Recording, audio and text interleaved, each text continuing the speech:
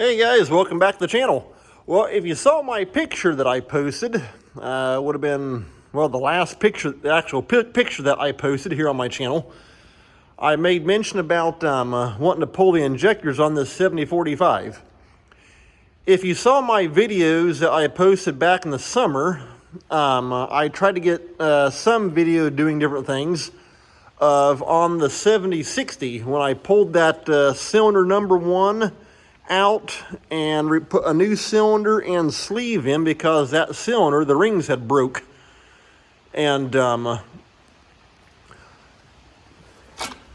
that tractor, of course, I pulled the head off, had the head all gone through, the injectors all gone through, and 5 of the 6 injectors on that tractor were not working properly. And well, to make a long story short, after doing that, it made the tractor start so much easier. Well, now let's skip forward to this one. This tractor has always been a hard starter. And so that's what I'm wanting to do on this one. Right now, I'm just going to take and pull the injectors out and have them all gone through and tested. And if it's got some bad ones, well, most likely that's the reason why it starts hard.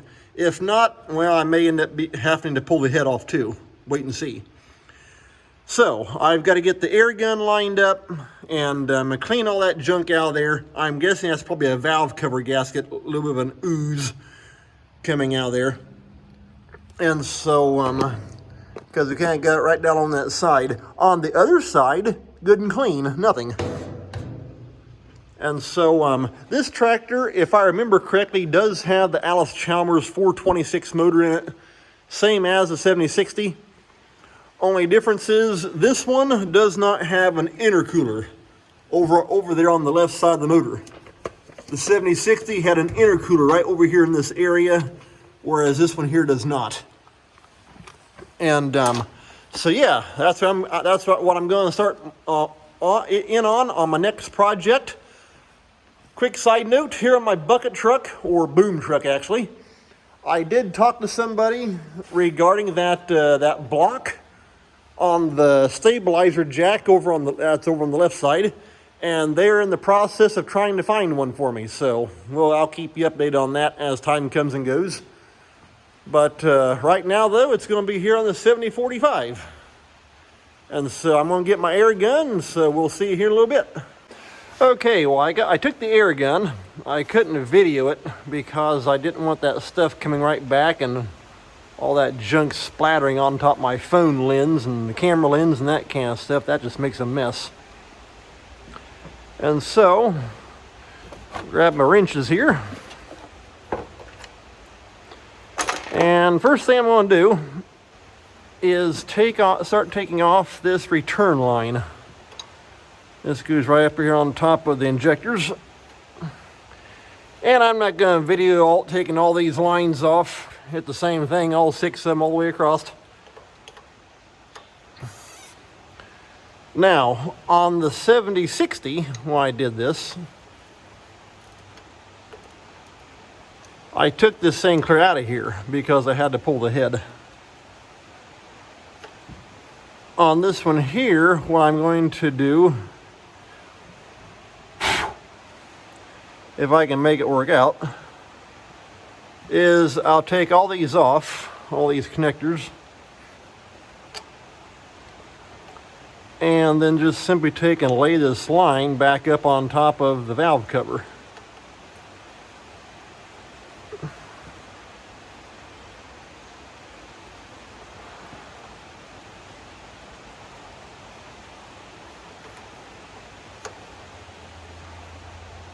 All right, there's that one.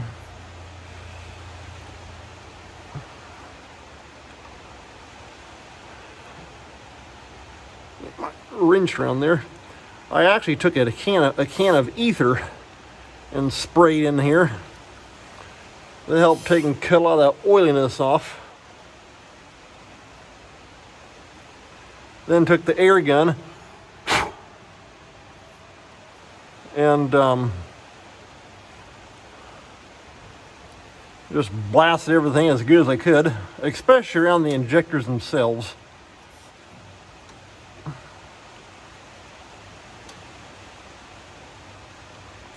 And that one's got a little bit of fuel dribbling out of it. No big deal.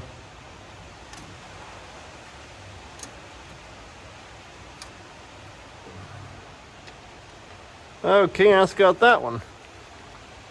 That line goes across down here to the front, right back in there. There's another line right here coming up off of the fuel pump right there. And then let's see here. I'm guessing that's probably I think that's what they call a pump return for additional fuel coming from the pump that's not being pushed through the injection lines. It just goes straight up and then goes right back on the same return as the injectors. But like I say, once I get down here to this last one, I'm going to separate that connection and then take and lay that line back up on top of the valve cover.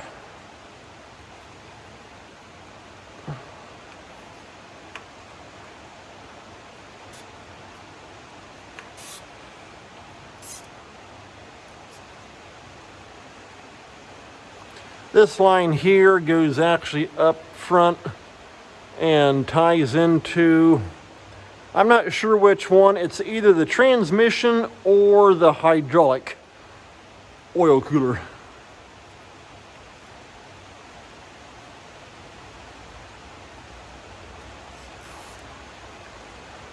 Anyway, hey, I'll be back with you here once I get the rest of all these off, and we'll get started on the actual injection lines themselves. Okay guys, let me show you what I did. I got all that line taken off, that return line. Got it separated up here. I separated that pump return line coming up off the pump. And so now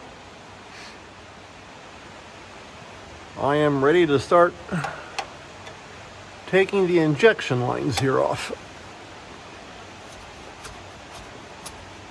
There we go.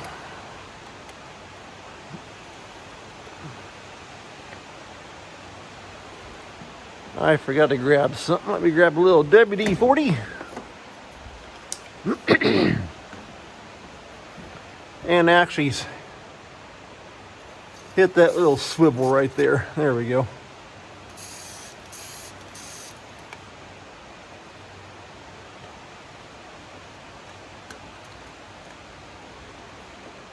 That way, as that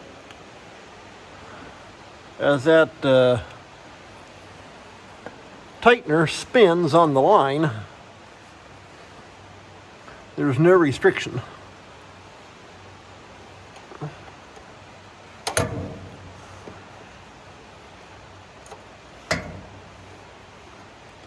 Now, I'm not sure, just depending on how it works here, getting these lines loosened up. I may have to take that bolt out right there because that's what clamps these back lines down. That way they can't sit there and vibrate and jar around.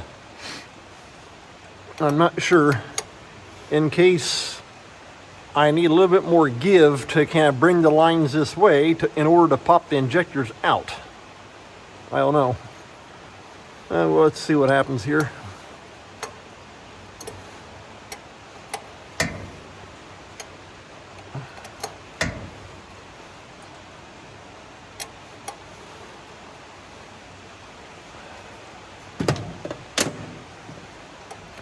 Trying to keep that arc light out of the line of sight. That way you can see better. And yeah, if you noticed in my last video, and also in this one here, I'm starting to do some editing and that kind of stuff. And so far, it's not taken me very long to do it, and so I think I'm going to stick with it. It just makes it nice, that way I can just take, depending on what I'm doing,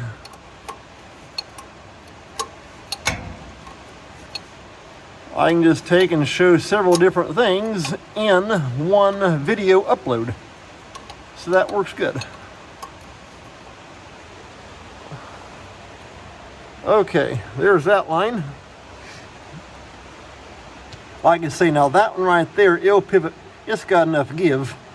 I can move it back out of the way. We'll just have to wait and see about the rest.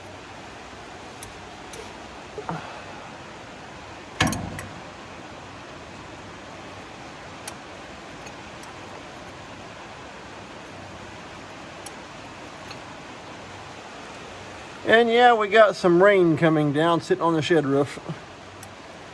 Kind of just a damp, cold day. Got an east wind, so that always makes it even that feel that much sharper.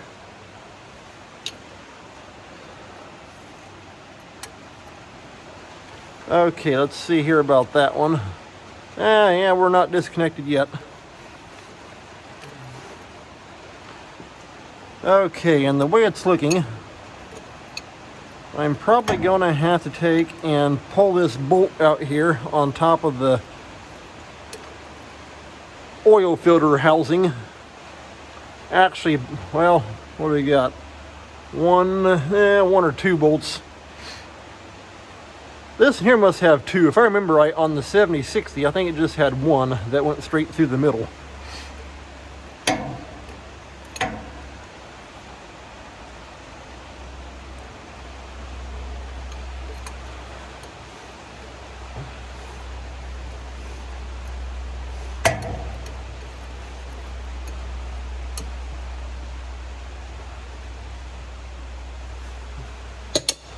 That's spinning so easy. Let me see here. Ah, there we go. Okay, I've got that one. Let me grab my ratchet here and pop that.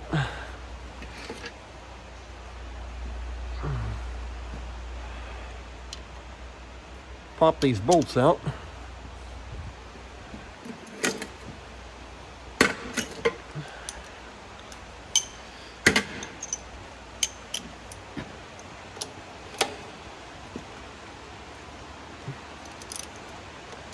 Actually, you know what? That bolt must be a short bolt, and it must thread only into that bottom piece, because that whole thing kind of wiggled.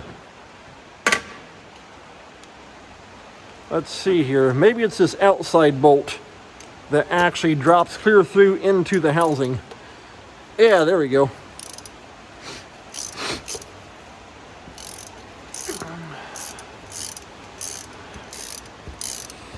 Okay, yeah, there it is. You can see it's coming up out of that housing. The other bolt just simply, it must have a threaded hole in this bottom plate that it goes into.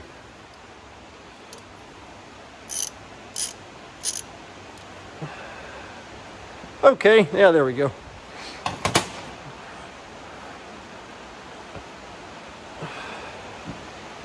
Okay, so yeah, that's basically what I'm going to be doing. As you can see, that frees those lines up. This tab right here is not connected to anything. It's just simply sandwiched around the lines to keep them separated.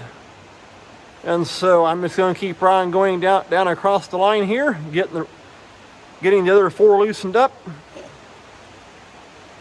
And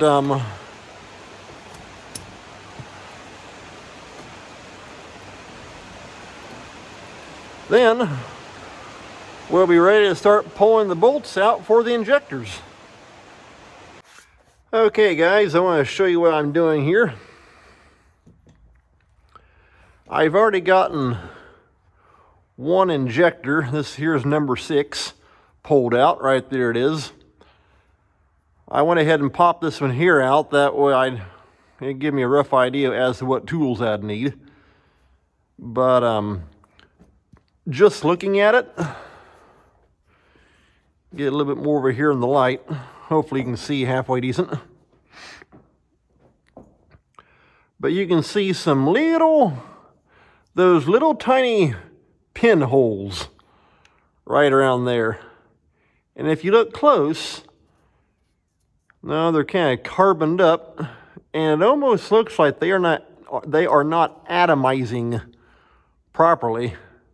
My guess is that right there is the main problem as to why the tractor does not start good, especially when it gets cold. It's a real hard starter then.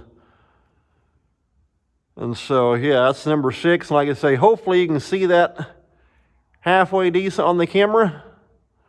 Right there, that's why I'm trying to get as much light on there as possible. So, that's injector number 6.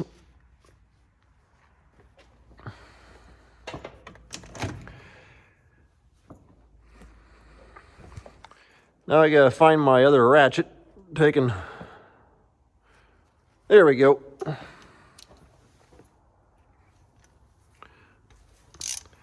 Now, I don't know how well it shows up on camera, but if you can see, this tractor here it's either a 1979 or it's 1980, one of the two.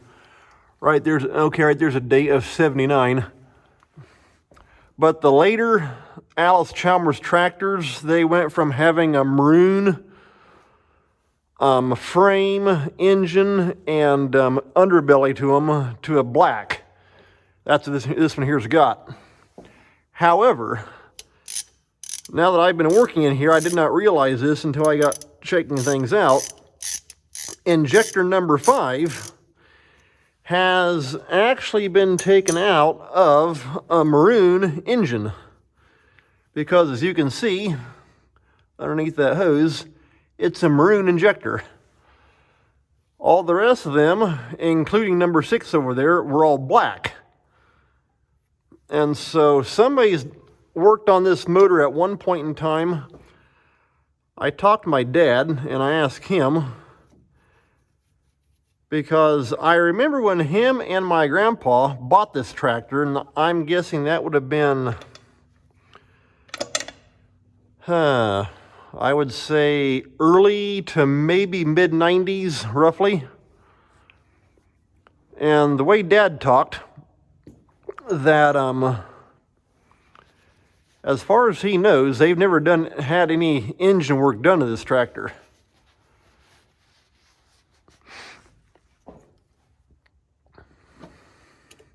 Okay, the line's unhooked. I've actually got all 6 lines undone and out of the way.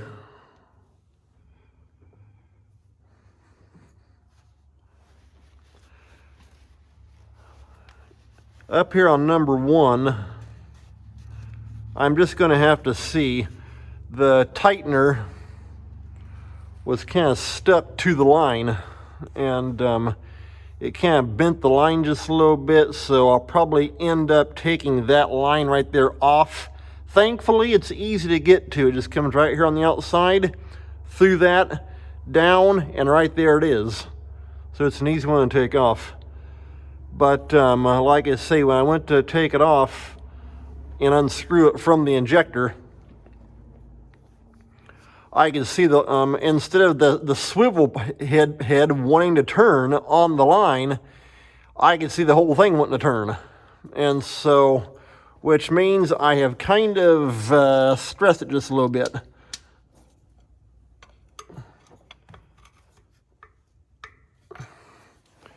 And you kind of got to play with these dumb things. They're stuck down in there.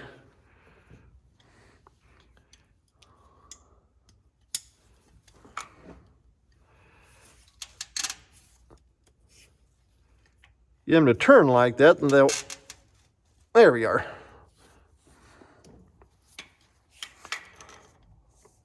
Get some loosened up. Okay, that one's popped out.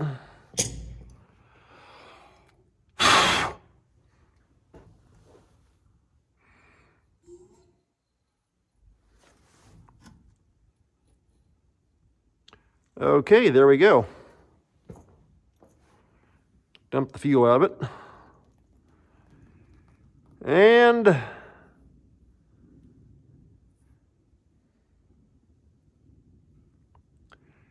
yeah, that injector kind of looks the same way. Yeah, I don't know. Hopefully you can see that pretty decent. But now that little hole right there looks, for the most part, fairly clean. And that one right there does too. You get over here, and they're not near as clean. which kind of makes me wonder if it's not, the injector is not atomizing properly.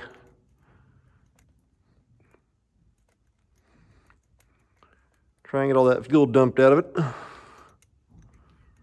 There's not a whole lot in there. All right, that's got that one. But like I say, when after doing all that work to that 7060 and pulling out those injectors, and of course on that one naturally I had to pull the head off along with the oil pan to change out piston number 1 along with the sleeve.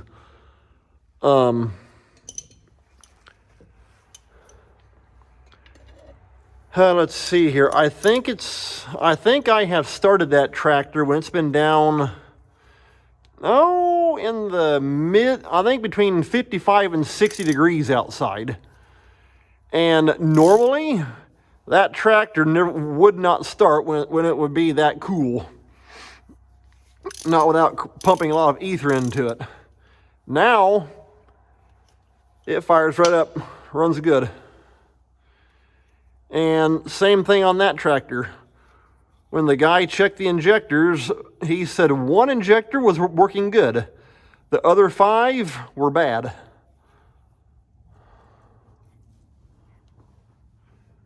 And so, after it made such a big difference on that one, figure, well, we'll go ahead and do it on this 45.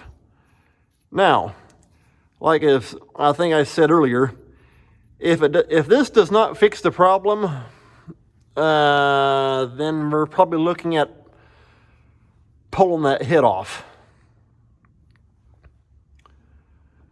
But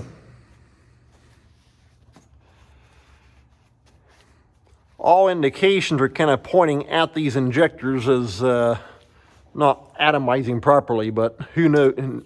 Won't know anything until they actually put them onto a test stand. But I do not have all that equipment, so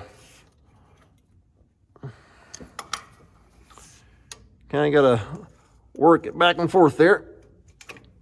There we go.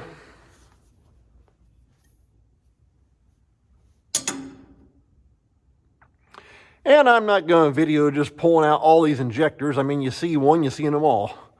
But I'll go ahead and video 2. Now,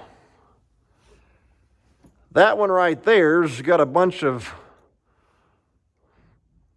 oil all around it, which isn't exactly a good indication. Like I say though, I think part of that is from the valve cover gasket leaking right around there, which is allowing oil to seep right around the top here. And so I'm going to end up putting a new valve cover gasket on this thing too. Now that one don't look near as bad as the first 2 I just took out. You can see out of the 4 little tiny pinholes, and once again, I don't know how well you can see it on camera. That one don't look bad. That one's not too bad.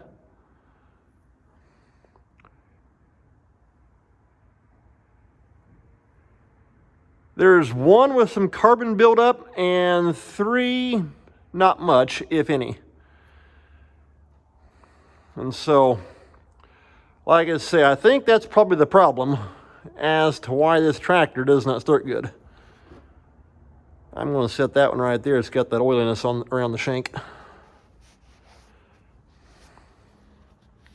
And so, well, tell you what, I think I'm going to call that an end to this video anyway. And I'm just going to pop out the other 3 injectors and get them cleaned up, and they'll be ready to take up that guy and have him test them. And so I may video reinstalling the injectors, that we can see what I do there. So hey, take care, thanks for watching, see you next time.